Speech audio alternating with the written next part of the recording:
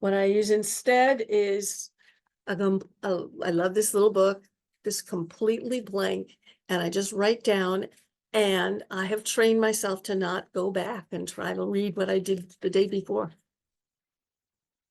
I also have a dry erase board for calendar. It doesn't work. I'm going to try a dry erase board just for notes for the day, so it sticks to the end of the day. But having these around, I was kind of shocked that it worked for me.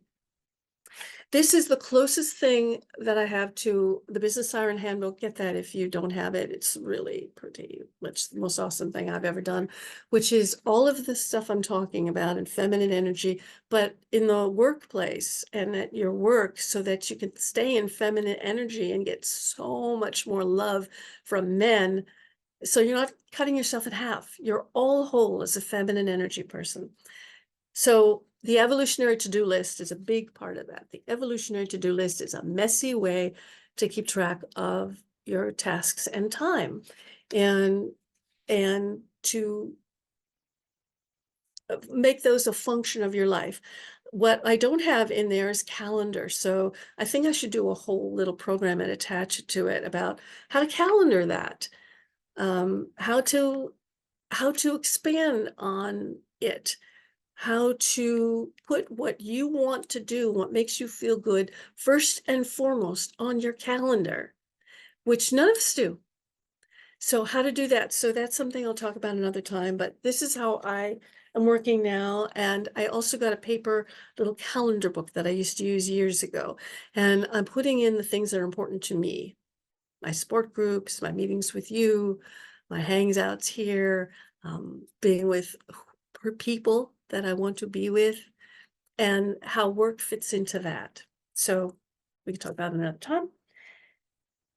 High and low vibration. So have you kind of got that working for yourself? I want you to write this stuff down into these things, write down what your life philosophy is. If you were to pray, what do you pray to? What is out there? How do you see yourself and other people in this life philosophy and view that you have, your world building as a spiritual siren? What is your religion?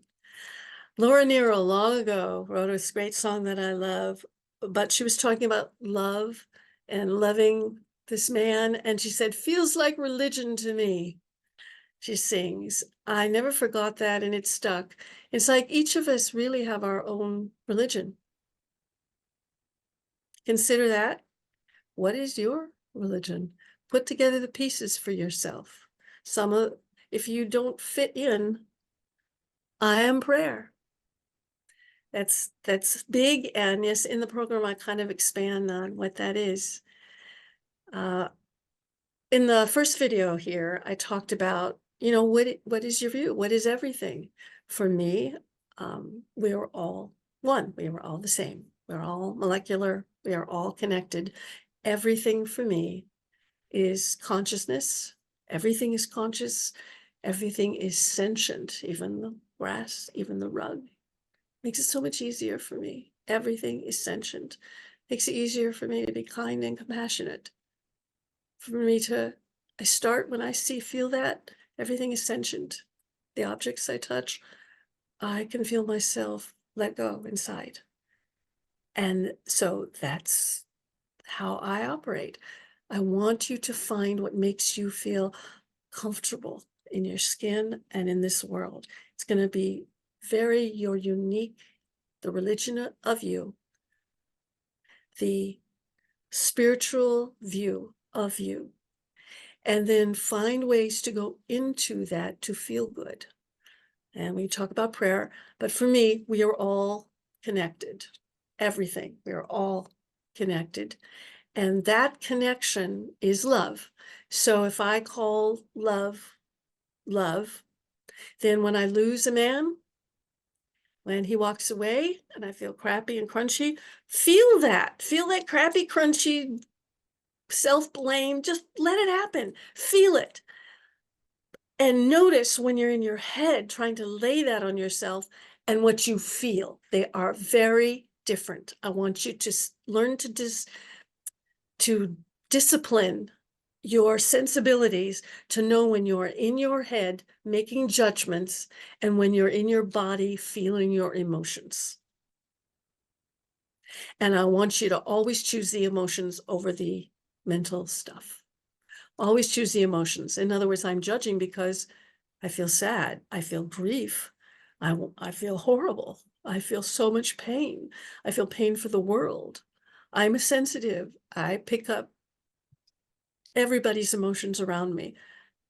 I still cannot always tell what's my emotion and what's somebody else's, but I do know now that it's not always mine. And yet it is mine because I'm picking up everything that is. And my job in this world, with the gifts that I have, is to expand, to hold it all, not to make choices, but to hold it all. So when I broke up with men before, when they broke up with me, I needed to feel that grief. I don't know if you know, but I lost Zeke about 3 months ago, and that was a turning point in my life. I'm still wearing his collar. It's a turning point in my life to realize how the accumulation of grief from before we were born affects us. And I really want you to honor grief inside you. If you're feeling crunchy and cranky, you are sitting on grief. No question. And we all need to find ways to get down to it. And I'll bet you if I asked you this, where's your grief? You go, it's nowhere. If you felt all the way down, you would feel it's all the way in there. It is there and it's layered on by everything you wanted to layer on it to keep it from showing up. It's that grief, unfelt, unmet, unloved, that is causing anxiety, pain, choosing relationships that are not going to feel right for you, that are not going to get you the love that you want.